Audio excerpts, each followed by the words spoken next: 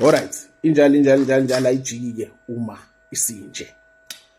Webafethu, uma sebefikile-ke abantu subasizile-ke lapha endlini yakho, esigodlweni sakho, make sure ukuthi sebehambile noma usuqeda ukusebenza for lolo suku, hlanza indawo yakho yokusebenza.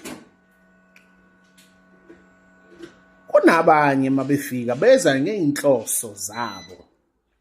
For example, umuntu afike kanti bashiya utho.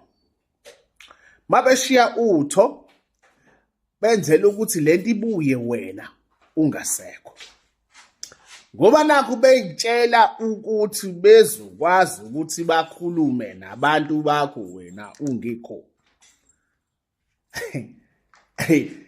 Ngelinye ilanga kusamele ngigxile kule moya yovunga abayikhandayo.